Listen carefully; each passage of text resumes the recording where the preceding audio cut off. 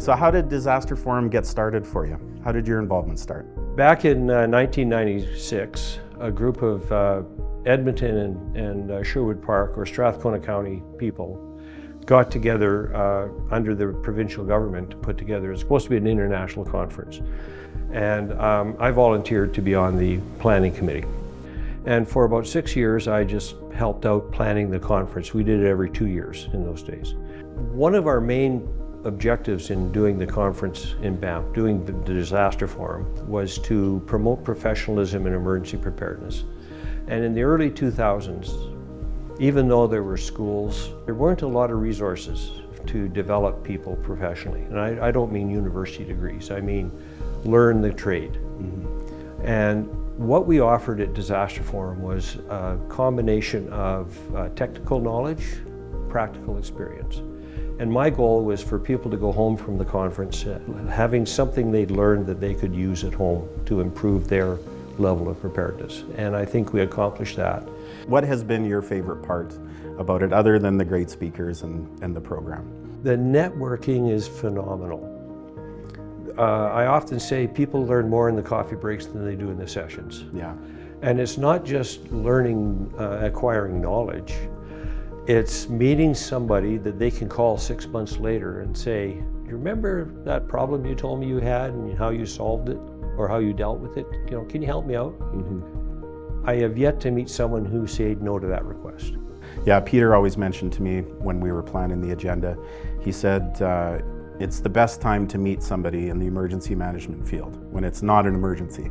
Right? Yeah.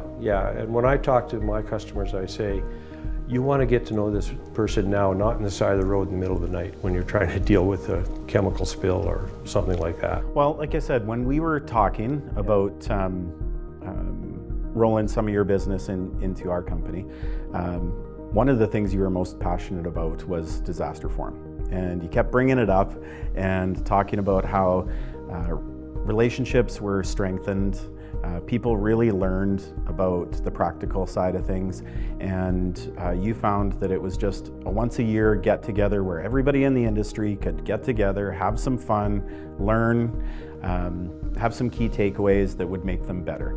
And you felt that it was missing, and you wanted somebody to bring it back. Yeah. And I just saw your passion for it. Coming out of COVID, we were finding the same thing. We needed to connect with people again. We were too busy working from home, not attending events, and we were losing touch with people. And we thought, somebody's got to organize this and carry the torch, so why not us? So we decided to do it. Short of experiencing the real events, which is not a really good time and place to learn. Yeah, for sure. Is to rub elbows with the ones who have been doing the business, who've been practicing for years, and to meet the people who are coming in with new ideas, new technology that old dinosaurs like me can't even begin to comprehend, much less use effectively.